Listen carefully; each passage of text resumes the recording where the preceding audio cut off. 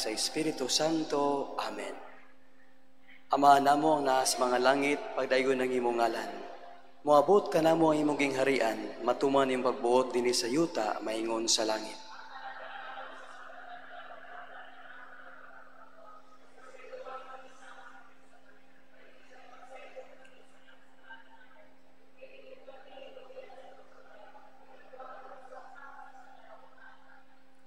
Maria, inahan sa simbahan, iampo mo kami.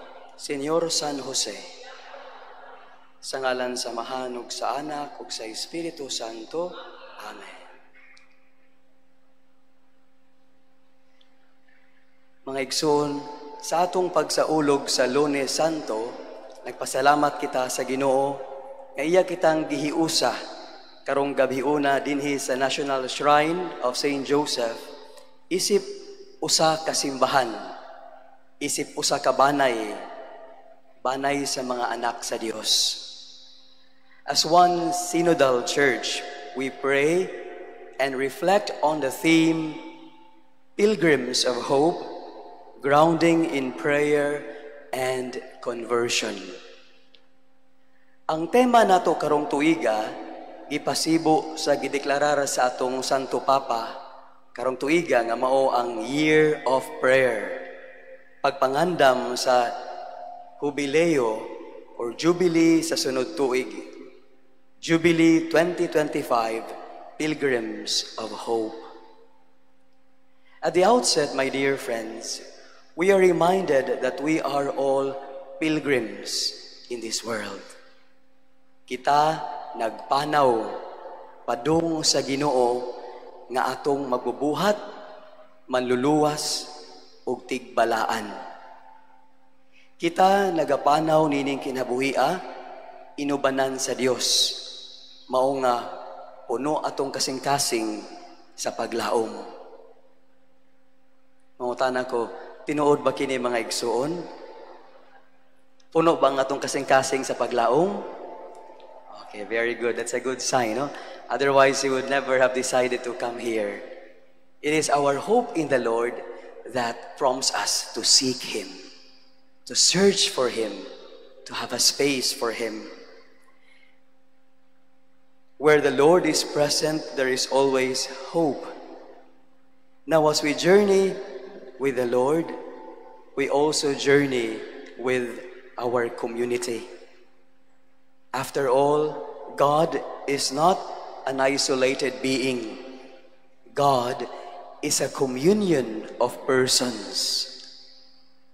All of us are caught up in this Trinitarian movement of love of the Father, the Son, and the Holy Spirit. As we deepen our reflection this evening, allow me to underline these three questions na mahimong giya nato sa atuang pagmamalandong. Una, what is a jubilee? Second, how do we become pilgrims of hope?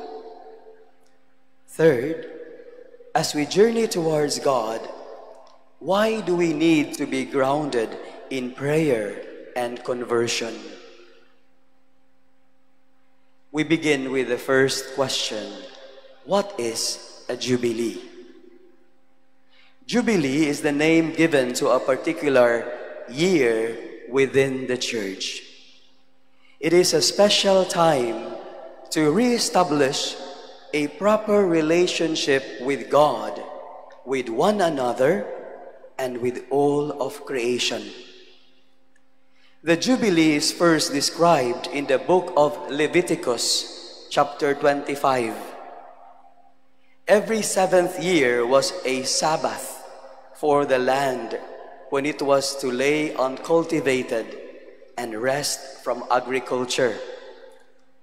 The seventh is a cycle of 7 sabbatical years, was 49 years, and the year following was the 50th year. Land and property which had been sold was returned to its original owner or their descendants. Debts, mga utang, were canceled and slaves and prisoners were freed. A ram's horn was blown on the Day of Atonement, or Yom Kippur, to announce the start of the year of the Jubilee. It was therefore a year of restoration and freedom, a year of celebration. Mga igsoon, kining pagsaulog sa hubileo sa mga Hudiyo, atong gipadayon diha sa ato ang panaw isip usa ka simbahan. The church has appropriated this particular practice or Jewish practice because it brings to mind the need for us to pause, to pray, and to reorient our lives towards God. Munang maingon ta nga every Jubilee is a grace-filled opportunity for us to reorient ourselves, our lives towards God. Nindot pa malandungan nga kining atong reorientation, naglisod ko pangita og Cebuano nga term, no? Pagdirihir, which is very Spanish, o pagpahiuyon, to attune our lives, no? Or our senses to God, atong kinabuhi. Pagpahiuyon sa atong kinabuhi, adunay duha ka aspeto o dimensyon, personal o katilingbanon. This entails an intense examination of our personal relationship with God and with others. Muna makapangutana ta sa atong pagpangandam sa Jubilee Year 2025 ug sa atong pagsaulog karon sa Year of Prayer. Kumusta man ang ato ang panaw uban sa Ginoo? O sanay sa akong ipangutana o ipangutana na mong mga naa sa seminaryo sa atong mga seminarista, individual conference o spiritual direction. Mangutana mi sa mga pariono nato, kumusta man imong panaw uban sa Ginoo? Muna mangutana ko ninyo karon, kumusta ang inyong panaw uban sa Dios? Hinaot nga padayon ta sa ato ang pagsalig sa Ginoo diha sa makanunayon nga pag-ampo taliwala sa mga pagsulay sa kinabuhi. Now, kumusta man ang ato ang panaw uban sa atong isig katao? Atong hinumduman mga igsoon nga dili gayud kini mahimong buwago nato. Relasyon sa Dios o relasyon sa atong isig katao. Allow me to read here this particular text from Leviticus chapter 25, verses 13 to 17. In this year of Jubilee, everyone is to return to their own property. If you sell land to any of your own people or buy land from them, do not take advantage of each other, but fear your God. I am the Lord your God. Mga igsoon, sa atong pagpangandam sa Jubilee 2025, atong paningkamutan nga mulawom ang ato ang relasyon sa Dios ug sa atong isig katao. Sa atong pagpalawom sa ato ang pag-ampo, hinaot nga dili nato iduot ang atong isig katao. Hinaot nga dili nato dauton o pasakitan ng uban. Kinumdum ko, for a year, I was given the grace-filled opportunity to help a particular parish priest sa England in 2021. Usa ka misyon sa parokya. Unya, itugutan ko niya nga mobisita sa mga Filipinos nga naa sa usa ka syudad. So, sa train station, ako'y mga nakitaan nga mga Pilipino niya pagkabaw nilang Bisaya ko, Cebuano, lipay kay sila. Niya nagminaw ko sa ilang kasinatian isip mga migrants. Niya sa dihang musud nako sa train kay musakay nako. Ingon sila, Padre, imo man ning gitapok ang mga Pilipino anang imong diocese no diin ka nag-serve. Ingna sila Padre ha nga ibilin ang pagkamarites. At that time, okay, di kay ko familiar pa ng Marites. Nanawag ko sa akong igsuon nga babae nga, unsa ginang Marites? Through Facebook siya nga, ay, kana bang bagong ekspresyon karon nga, mare anong latest? So nakakuha na ko sa punto niya nga, gamay na lang kitang mga Filipino, usay magbuak-buak pag yun. Kay naan ng libak, naan ng ganahan, kaya magtabi, no? Murag special skill or talent ang pagtabi o paghisgot bahin o kabahin o batok sa ubang tao. So that's not good, no? Hopefully, ang atong kapunungan dili ingon nga world of Marites, no? Hinaot nga sinudal ta nga community, sinudal nga simbahan. Nga ato unta nga murabag tabangan ang atong isikataw. Nga dili unta ikalipay nato nga iduot o murabag mayra, mirese. Di na maoy atong dapat nga puy ano nga attitude kung kita tinuod ka nagpanaw uban sa Ginoo. Hinaot nga dili ta mo pahimulo sa uban daw sama sila sa butang. Dili unta kita mo trampas o muligis sa katungod o kadungganan sa uban. Kinumdum ko before sa pandemic, aduna ko'y bisita nga usa ka benefactor sa seminaryo, no, sa daghang mga napari na sa mga seminarista. Unya, di ko makalimot sa iyang gisulti nga, Padre, iapil in taon sa misa ni mo ha, kanang akong mga anak.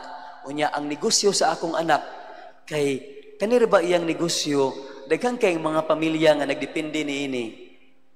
Di ko makalimot, anak, kay nibawaan ako nga, particular kay sila sa benefits nga madawat sa ilang mga trabahante. Sa to pa, tao nga nag-ampo, nya tao good nga, nasayod ba nga sila, moabot ang higayon nga moatubang sila sa Dios. We will all be accountable to God. And so it is important that we be aware of our call to become stewards of God's gifts. Nga ang atong relasyon sa Ginoo aduna gyud kalambigitan sa atong relasyon sa atong isigkatawo. It is worth noting that the Hebrew word jubilee is Yobel, which roughly means ram o laking karnero. Laking karnero, kanang lalaki bang karnero. This is because of a trumpet made of a ram's horn, which was used to announce the beginning of the Jubilee year in Joshua chapter 6 verses 1 to 14. Nam ko'y gibutang ato sa slide nga makita mo ang horn nga taas kayo. Gamito na sa mga Hudiyo, no? Kanang igsugod sa Jubilee year, muna ilan ng murag himuon nga trumpet. The announcement of the Jubilee year with a trumpet blast became strongly connected with the eventual eschatological ushering in of the Messianic era. Mga igsoon, dili kinahanglan nga magtawag tag pito ka pari aron magpatingog o magbulhot sa mga budyong. Ang Cebuano translation sa Yobel is budyong. Ang atong budyong diri sa Pilipinas kana bang shell, no? Muna no kanang shell nga sa idekurar na to. Kay wa man kitaan ng ram nga taas kaayo og horn. Pero muna gamiton sa mga Hudiyo whenever they celebrate a jubilee. Ang importanteng matagigayon nga kita mag-ampo, matagigayon nga maminaw kita sa pulong sa Dios, labi na sa liturhiya, hinaot nga madungog nato ang tingog ug hagit sa atong Mesiyas nga si Hesukristo, nga nag-aghat kanato sa pagbag-o sa atong kinabuhi, isip Kristiyano, isip usa ka simbahan. My dear friends, in the Catholic Church, the concept of Jubilee or Holy Year was used to declare special years of forgiveness and reconciliation. The first Jubilee was declared by Pope Boniface VIII during the 13th century. He later recommended it occurring every 100 years. Now, various other popes changed the length of the interval between the observances. Pope St. Paul II set the present 25-year interval in the 1500s.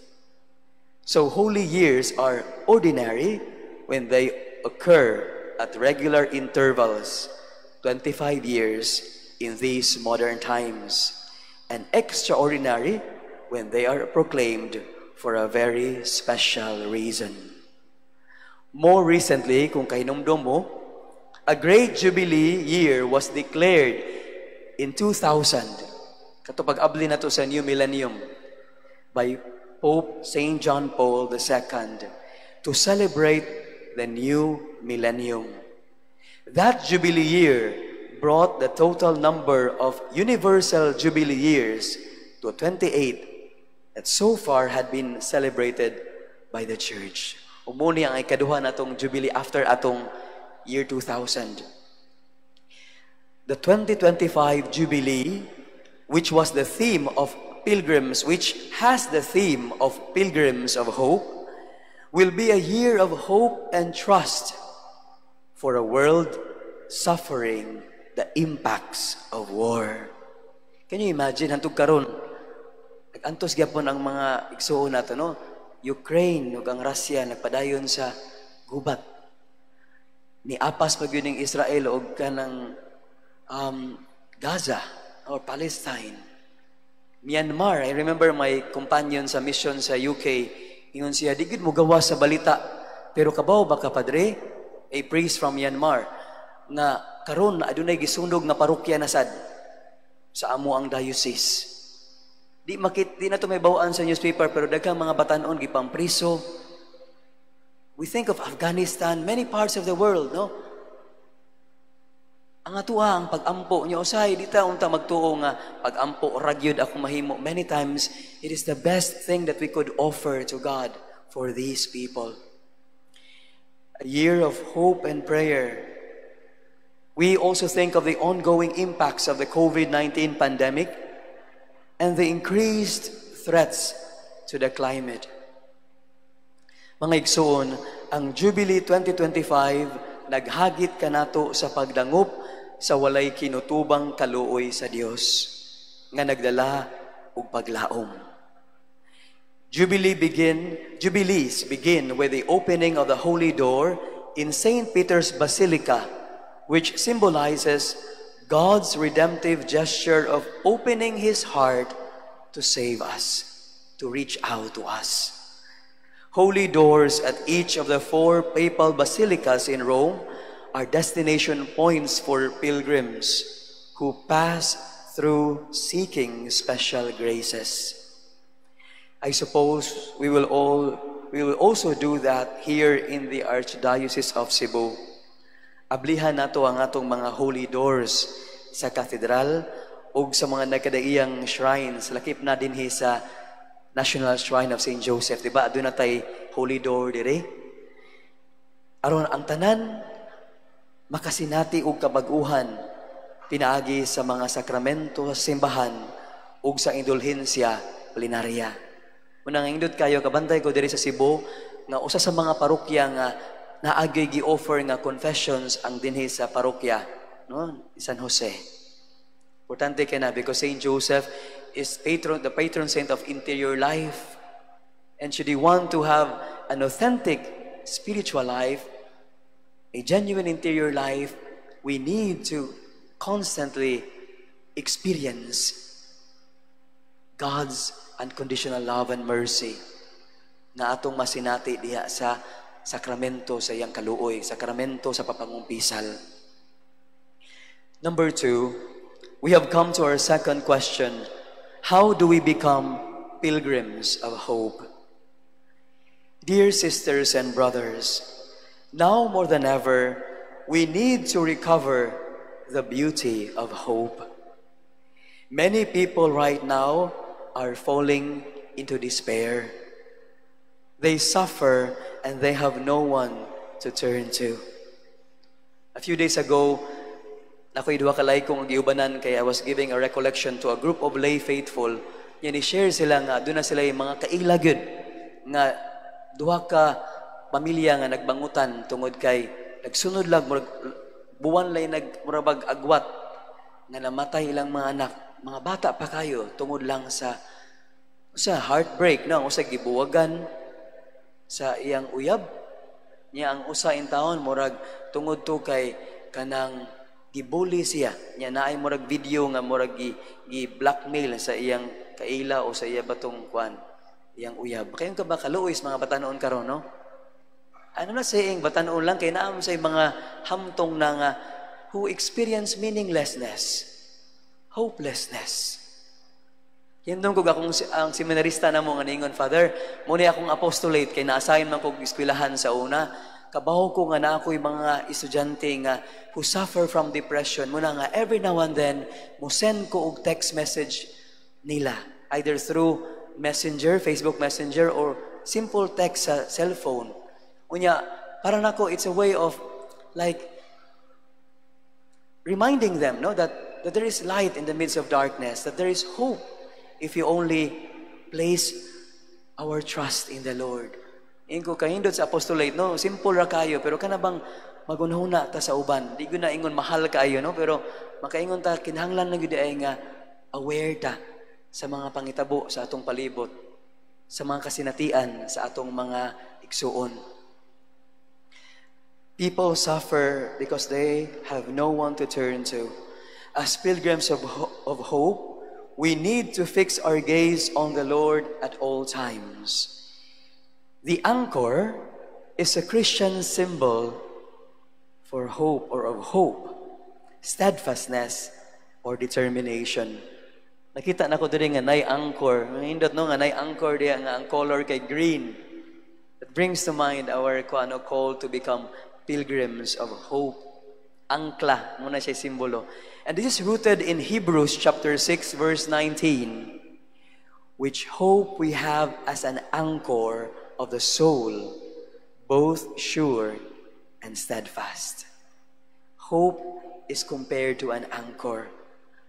Anchors are found in many inscriptions in the catacombs of Rome, which was used by the early Christians. Mga igsuon ko diyan ni Kristo, giunsa man nato pagsinati ang paglaom nga gikan sa Dios. Diha sa pagsalig kanunay sa Dios nga maoy tinubdan sa atong kalipay ug kusog aron kita makapadayon sa atong panaw sa kinabuhi. The Catechism of the Catholic Church 1817 describes hope as the theological virtue by which we desire the kingdom of heaven and eternal life as our happiness, placing our trust in Christ's promises and relying not on our own strength, but on the help of the grace of the Holy Spirit. Kung atong kaugalingon ra gid atong saligan, na nawa kita mulaom sa grasya nga nagikan sa Ginoo.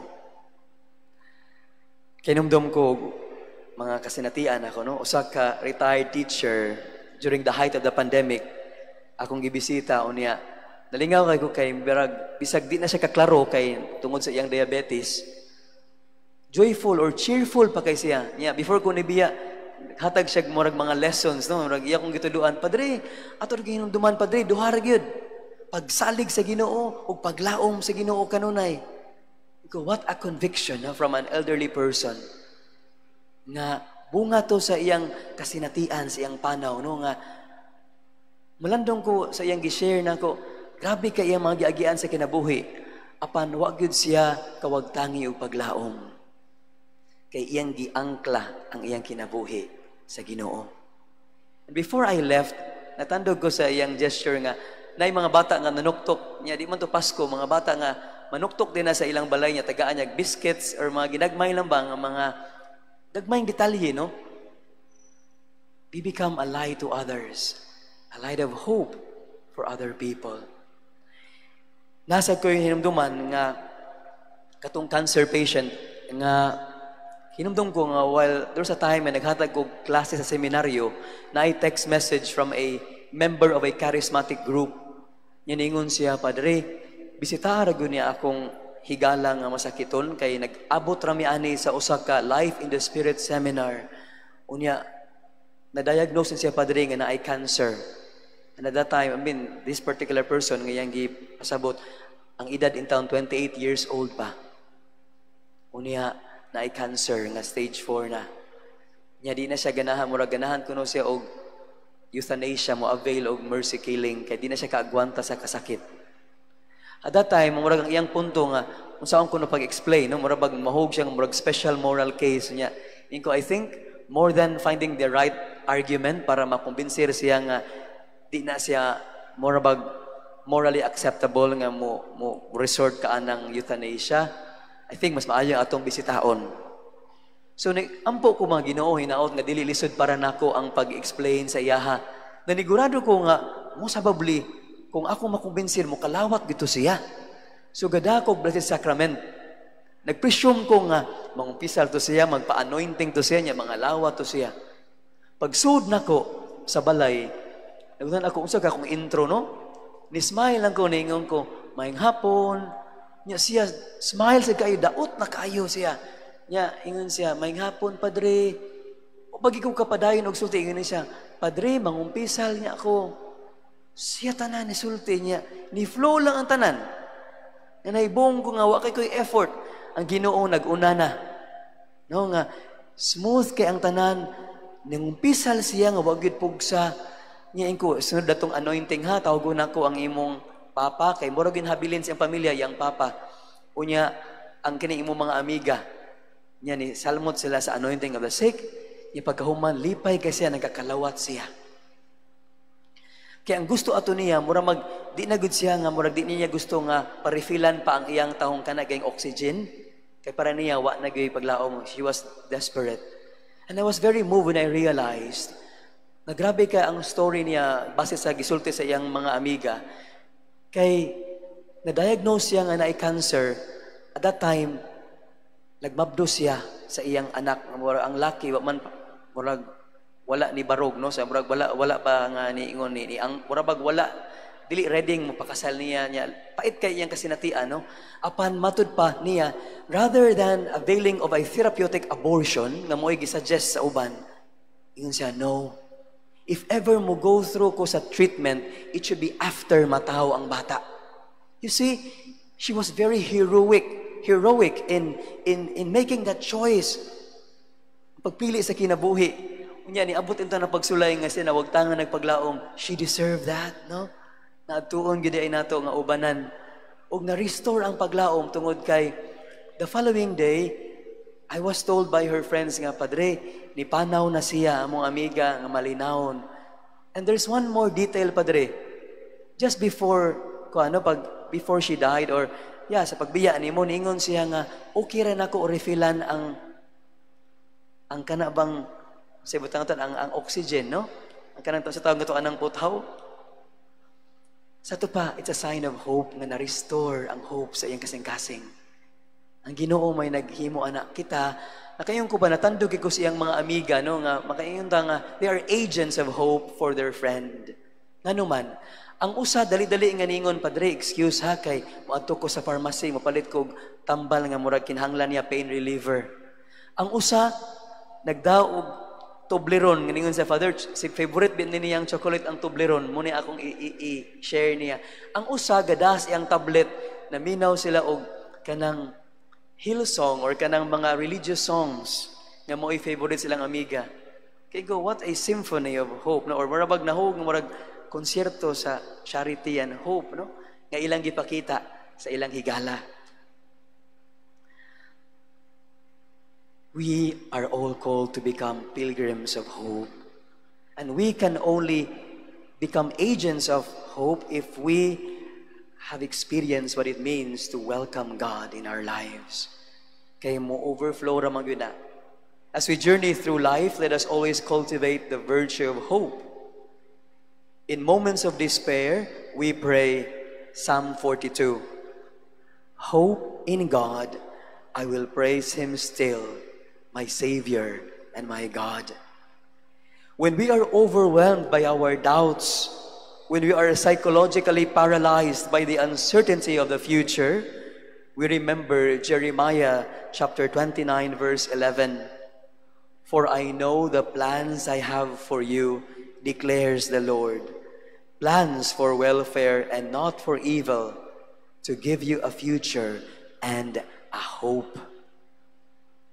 When we are discouraged by our own faults and shortcomings, by the sins we have committed, we listen to St. Paul exhorting us in Romans chapter 8, verse 24, for in this hope we were saved. So whenever we fix our gaze on the Lord crucified, hopefully, ma-restore or atong ma-rediscover ang atong paglaom nga usa ka gasa sa Ginoo. My dear friends, may our hope be reflected in our personal lives and in our life as a church. In the letter of the Holy Father, Pope Francis, for the promotion of the new evangelization for the Jubilee 2025, we are all invited to enkindle our hope in the Lord. This Christian hope we have received from the Lord expands our horizons, that we may see our brothers and sisters and the world from God's perspective. Pope Francis remarked, and I quote, "We must fan the flame of hope that has been given us and help everyone to gain new strength and certainty by looking to the future with an open spirit, a trusting heart, and far-sighted vision." The forthcoming Jubilee can contribute greatly to restoring a climate of hope and trust as a prelude to the renewal and rebirth that we so urgently desire. That is why I have chosen as the motto of the Jubilee, Pilgrims of Hope. I remember hearing confessions one day sa ka gathering sa katuganay mga ni avail sa rehabilitation katong uso ka yung extrajudicial killing. Unya ang simbahan ning kamot nga naatay programa para sa mga drug dependents nga di gyud ta mo give up sa ilaha. Dili solusyon ang pagpatay. Nay ni share nga for years he was addicted to drugs o kanunay niya madungog sa mga silingan, sa iyang mga paryente tanan nga wa gyud kay paglaom, ing ana na gyud ka. Muna ni samot gyud siya. Pero unsa may nakapa-usab niya, there was a certain point nga hagba na kay siya, no? He hit rock bottom and he remembered the prayer of his mother. Nga mamatag kadlawon, hiningon siya, most probably my mother is praying for me. Because I have experience, no? Nga first-hand experience nga matud pa niya, my mom never gives up on me. Most probably, most na ang Ginoo. Sa ito pa, ang iyang inahan na himong reflection sa Dios. Ang prodigal, the parable of the prodigal son or the parable of the merciful father, na himong konkreto diha sa iyang kasinatian sa iyang inahan. Ug mo to'y nakadasig niya hinahinay nga mo avail sa rehabilitation, sa proseso, ug karon magsasangyaw na siya. You see, hope can be transformative. We should never give up on other people.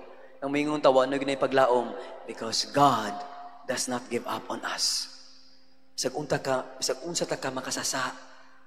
Muna kami mga pari gipahinumduman gyud ni Pope Francis nga mulingkod gyud mo sa kumpisalan, hinaot nga di mahimong torture chamber ang kumpisalan nga mutagam ang mga tao. Because in the sacrament of confession, we experience hope. Because God is never scandalized by our sins. Sanas mga pulong sa akong spiritual director, na seminarista pa ko nga di na ko malimtan. Samtang na'y kinabuhi, adunay paglaom mga igsuon. Third, which is the last question, as we journey towards God, why do we need to be grounded in prayer and conversion? My dear friends, as we continue to journey as one synodal church, first, we need to be grounded in prayer. Diba, synodal, familiar na kayo mo kay atong expert sa theology of synodality, si Bishop Villones na aman dire. We journey together, no, towards God as one people of God. No one should be left out. No one should be isolated. We walk together. We listen to each other. We help one another. And with regard to prayer, without this constant dialogue with God, we end up making a monologue. Nga ang prayer, di mo na monologue. Nga mo nag-memorize na mo na tagparot nga, litok lang. It's a dialogue with God. We listen not to ourselves, but we listen to the voice of the Lord and the voice of the people around us. A few weeks ago, ang mga seminarista nato sa seminaryo, ang third year, o ako, ni-appeal mi aning online nga international or national conference nga ang topic theology of the priesthood. Yang gibalik-balik to ni kanang Bishop Sok Villegas ug ni Bishop Cardinal Tagle, no, nga we have to listen to the voice of the voiceless. Part na sa synodal process. Kato ganing di gyud na to madungog. Muna nga when I was given the chance to give a talk to school administrators nga sakop sa SEAP, ingong ko, kita nga nag-ampo kanunay sa Ginoo. Maminaw ta sa tanan. Aduna ba higayon nga atong gipaminaw ang mga janitors? Kana bang tanan gid unta mapaminaw nato, no? Undeniably, my dear friends, there are times when prayer becomes complicated for us. It even becomes a burden rather than an oasis of a spiritual oasis where we could rest in the Lord. So importante nga atong balik lang tawon unsa man gid ining pag-ampo. Kinumdum kog usa ka kay gayunan nga naghatag og recollection unya gamay ra to nga group of lay faithful unya nay usa ka babae nga all throughout the recollection murag subok kay iyang naong. Iniing ko ngano man ka kanang nay. Siya actually padre nagsaad lang gugos Ginoo nga matag adlaw ba ako ning gihimong saad panaad nga magampo ko aning tanan nga nakabaga nga mga nobinahan. Timbagaa mga nobinaryo booklets inko nga while it's good to make use of these novena cards mga nobinahan, never think nga ang prayer is mura bag pataasay og kanang ilitok o padaghanay ibasahon. I'm reminded of Saint Teresa of the Child Jesus with regard to kanibang prayer. Sila man ato gitawag nga doctors of the church, no? Saint Teresa said, "For me, prayer is a surge of the heart. It is a simple look turned toward heaven. It is a cry of recognition and of love, embracing both trial and joy." Ang giingnan siya nga many times, it's enough nga kanang mulito ka sa Ginoo nga kanang Ginoo tabangi in taon ko. Sama atong niadto kog usa ka hospital diri sa Cebu nga nakoy nadungan og saka ba sa hagdanan kay taas man kay linya sa elevator niya mauwaw ta kay dagang senior ba nga naghuwat nga ikaw apil sa ka gisaka na lang nako. Nakoy nadungan nga ni saka sa hagdanan niya niingon nakadugo siyang gilitok siya. Ginoo in taon. Tabangi in taon me. Apil sa kanang yang hangus ba kay dakuon man siya nga tao, no? Ginoo in taon tabangi ko nga what a beautiful prayer, no? Simple ra kayo, it comes from the heart. Ningon nito siya balik atong maong babae ingon siya, "Padre, adunay mga higayon nga di ko ka-focus sa pag-ampo, moingon ko sa Ginoo, Ginoo, distracted kay ko sa mga problema, sa mga akong giatubang nga mga struggles." Inko, do you think ko ka nag-ampo ana? When you open your heart to the Lord, when you disclose everything, you are praying. Di ganahan ang Ginoo anang perpekto kay tanan kay it's not possible. I'm reminded of Father Ronald Earl Heiser. Kaningon sa usa sa mga obstacles sa atong spiritual life, kaning magtuo ta nga ang sakto nga perspective kaning Greek perspective nga to be perfect means to walk without flaws, without imperfections. Nga dapat perpekto gid ko atubangan sa Ginoo. But we have to follow or use the Hebrew perspective or the biblical perspective, which means to walk with God despite our limitations, despite our imperfections. Kung aware ta ani, di ta mahadlok paduol sa Ginoo. Amen? Di ba nga, hindot ka isulti nga, Lord, at this very moment, lagot kay ko, you are praying. Lord, remove from my heart this anger, this resentment. I want to be free. Sama atong niingon sa nga, Padre, inig ama namo ba? Simple man kanang ama namo nga pag-ampo, pero mura ko matukan na inig abot anang unsang part, kanang as we forgive those who trespass against us. Kaya I could not forgive this particular person. You see, pero kung mag-ampo ta, no? God would always touch our hearts. He enables us to see things, to see persons, other people from His perspective. We are liberated from these negative feelings. We are set free. And we are able to imitate Christ. Let us not forget, with regard to forgiveness, the very first word He uttered when He was crucified on the cross was forgiveness. Father, forgive them, for they do not know what they're doing. It wasn't simply a theme or a concept for Jesus. He died on the cross, forgiving us, blessing us with His mercy. Okay? Okay ra mo, nangatog na mo. See, with regard to prayer, allow me to include also Saint Teresa of Avila, another great teacher of prayer. She said, prayer, especially mental prayer, is nothing else than an intimate friendship, a frequent heart-to-heart conversation with God who, as we know, loves us. Kaya hindot anang asyon. Kaya mga ngingig kay nga mga santos, no? Simple lang di kina sila panlantaw sa pag-ampo, no? But it's easier said than done. Because the more we grow old, we tend to complicate things. Una nga, many times, we go back to this spiritual childhood, simplicity, humility in doing our prayer. Going back to this particular person nga, subok kayang now na ko, as a priest, I hope motuo ka na ako ha, kung na-burden na nimo ning mga nabinahan, on behalf of the church, I dispense you from this particular promise nga mag-ampo. Ampo lang sa imong makaya, rosaryo, nya, kanang mga ginagmay nimo nakatuna niya, ay lang gud paghimo og saad-saad nga mahimo ng burden ba. Siya, "Hay, salamat." Mura siya nalingka, managtag tunok. So again, I'm not saying nga I'm very happy nga diri lang sa parokya, I suppose daghang kitag mga options, no, mga kapunungan nga nagi pag-ampo. Kana magtapok ta every month kanang member ka aning kapunungan, hinaut na dili lang na siya mura bag okay, sense of belongingness, magkuan na sad mi, magkaon-kaon kay na I birthday celebrant for the month of March or month of First of all, we have to pray as a community. Kaya daghang kitag angay iampo. And after that, prayer, or I would say apostolate, is a direct consequence of prayer, or it's an overflow of our prayer life. Kana ba maingon ta nga unsa akong mahimo para sa uban? Unsa akong matabang sa akong isikatawo? Okay? That's the power of prayer. Pope Francis, in his letter for the Jubilee 2025, said, "I would greatly desire that we devote 2024, this year, preceding the Jubilee event, to a great symphony of prayer.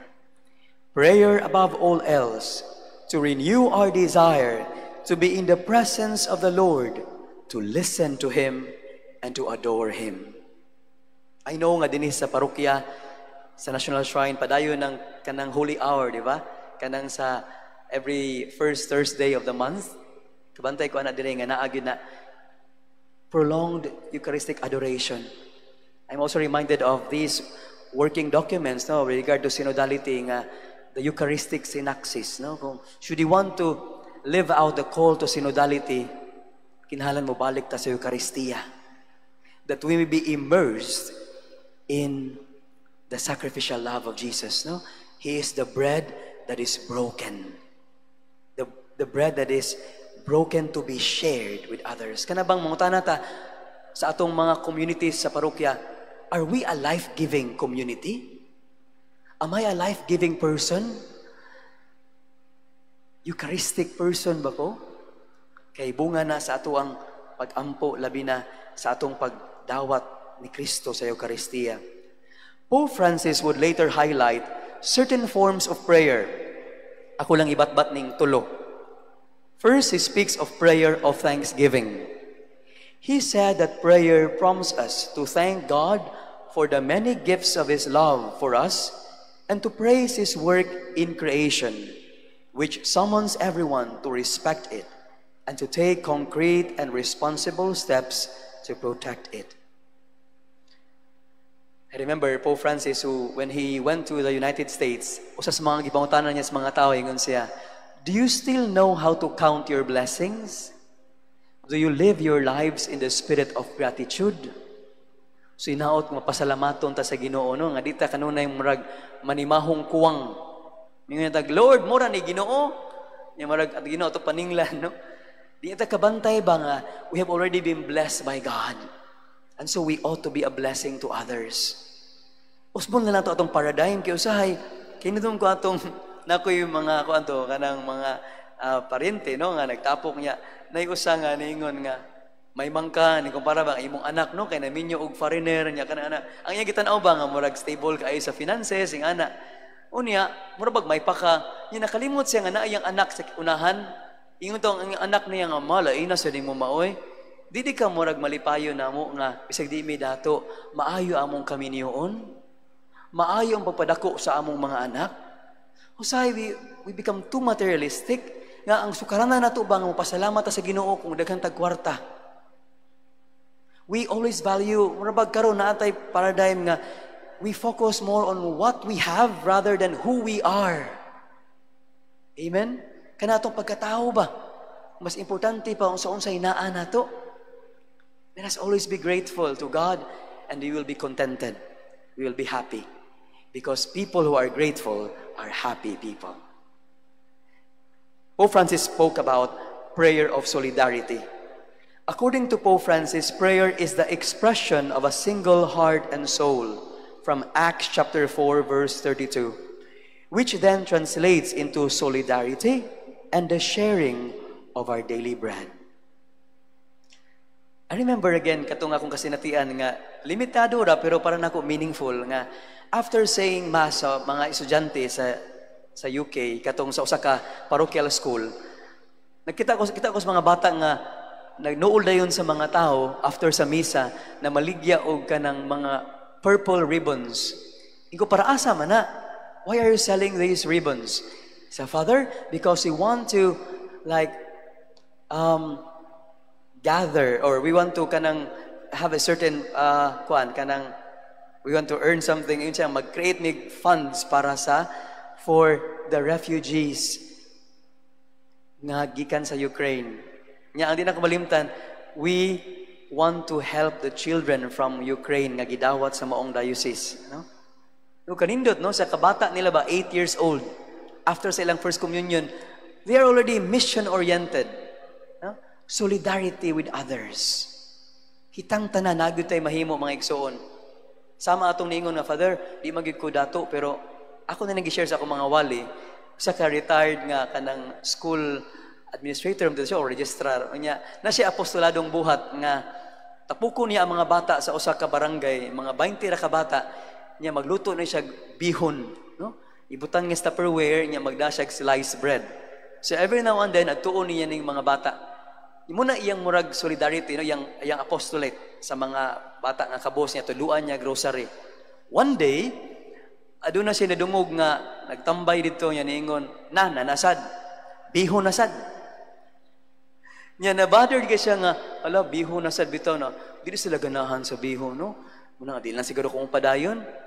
Ingon ko, ayaw, kay kung kabantay ka, ang mga bata, matag-adto nimo, they're very grateful.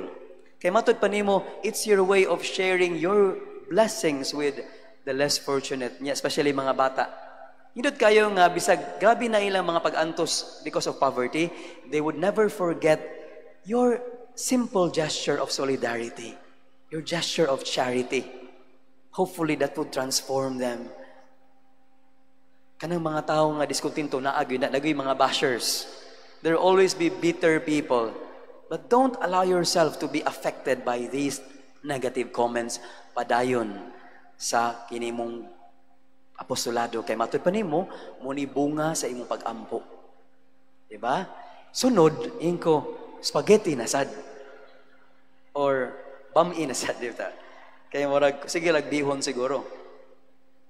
Lastly, Pope Francis said, our Holy Father underscores the prayer of contemplatives in the middle of the world.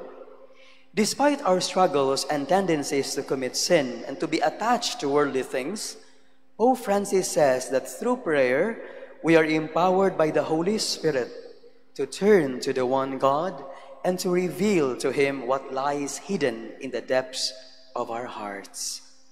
He speaks of prayer as the royal road to holiness, which enables us to be contemplatives even in the midst of activity. Matandog ikaw magtanawa ng sa jeep no nga na yung mga tao iglabay sa simbahan, manguros gyud kinasing-kasing kay ba? Yang murag mo yango. Na yung mga taxi driver sa Carmelites nga inighatod nila sa mga pasahero, muabli sa bintana niya mo ana. Kaya indot ana nga gesture no? And I'm reminded of a taxi driver nga ni-share sa siyang kinabuhi kay kabaw siya nga pare ang nisakay. Ingon siya, Padre, kanang bubiyahe ko gabi ba makuyawan biya ako? Labi na kato na uso tong mga tulis-tulis na tulison in town ang taxi driver ba? Pero nasagid man Ginoo Padre nga ako ning gibuhat para sa akong pamilya. Una nga every time ganito siyang rosaryuhan. Usangpit jud ko sa Ginoo inig sugod na kog pamasada. Nya magiginabi ko sa Ginoo ko, wow. This person is not even studying theology. Pero nako, nindot kay nga klase sa teolohiya akong nakatunan, ano? Wa na kaskwila o sacred scriptures, pero laom kay yang kasinatian sa Dios. Diya sa iyang ordinaryo nga kinabuhi. That's true. Kana I would say that's I would say an ordinary, I would say an authentic mystical experience. Dili ka ng false mysticism, ka ng mga galutaw na taba niya, di na ta connected sa mga pangitabo. Kanang simple ginato nga pagsangpit sa Dios. Bisag nang laba ka, nang hugas ka, o nakay giatubang nga problema, our awareness of God's presence. Sa dihang gipabasa mi sa mga wali ni Bishop Kamumot, katong nisubmit ta og report ba para sa Vatican, amito ni Father Ramon Ichika nga, isuway lang na magbasa ang iyang mga wali nga gitranscribe. Nakabantay ko nga, usas mga kanunay niyang gibalik-balik, labi na katong padung na siya mamatay, kanag yung ang Ginoo anaa sa inyong kasing-kasing. Which is found in the written works of the Fathers of the Church. Kanabang divine indwelling, God dwells in us. Muna di kita mahadlo kay na ang Ginoo nag-uba nato. Kana mayingon ta ang Ginoo manaa kaninyo. Unsay pasabot-an na Padre? Nga naa siya kanato. Ilabi na nga puy-an nato ang grasya sa Dios. To be contemplatives in the middle of the world. Okay? Dita kinahanglan nga musud sa monasteryo tanan. Aron ta mahimong contemplatives. According to the Protestant theologian, now, we'll proceed na ta sa conversion nga word. Okay? Prayer and conversion. We have to take note, my dear friends, that authentic prayer always leads to conversion. According to the Protestant theologian Donald George Bloch, the English word conversion is associated with the Hebrew word shuv, which means to turn back or return. And the Greek words epistrepho and metanoeo, both of which indicate to turn towards God. The key term in the New Testament is the latter, together with its noun form, metanoia. This term signifies not simply a change of mind, as in classical Greek, but a change of heart. Kanang Hebrew man kay nang leb, no? Katang kasing-kasing ba? Ato pa, the entire person. Dilingon nga, sa unahuna na ko nausab, pero ang akong kasing-kasing lahi. The intellect and the will should go together when you talk about turning back to God. Kinamdog ko sa kalaiko nga pedagogical kasi iyang pagtudlo ba. Usay kaming mga pari, maminaw mis mga laiko sa ilang pagsangyaw, no?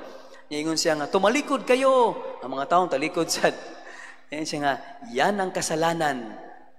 Kung tayo ay, when we choose to turn away from God,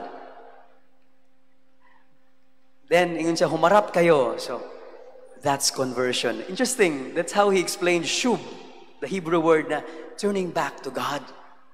Because sin is missing the mark, losing our sense of direction. Hata in Hebrew. Sa tupang ato ang pagbalik sa ato ang panlantaw sa Ginoo, ngadto sa Ginoo.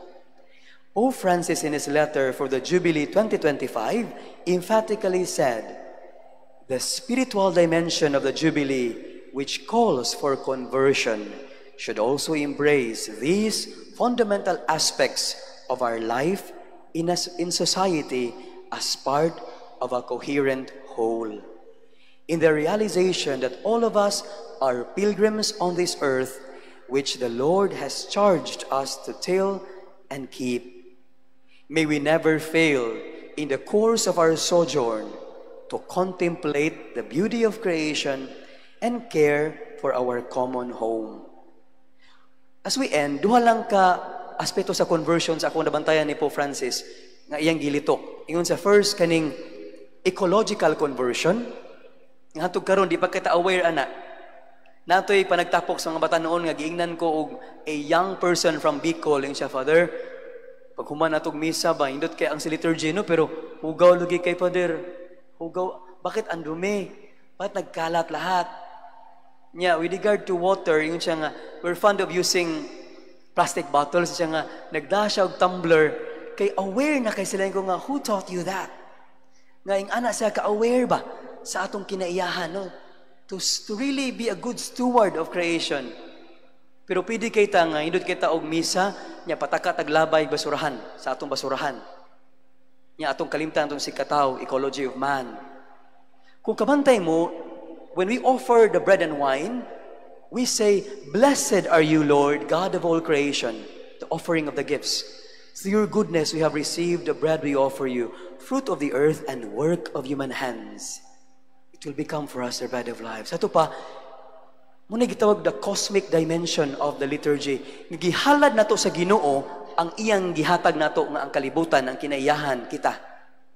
So kung atong gihalad sa Ginoo ang creation, why would we destroy creation? Diba? Ato ng pamanandungan, that's part of ecological conversion. Na ang Laudato Si, na anay second part, nyo, pag kita kabasa sa first part, yung din pare, na anay second part, yung naana.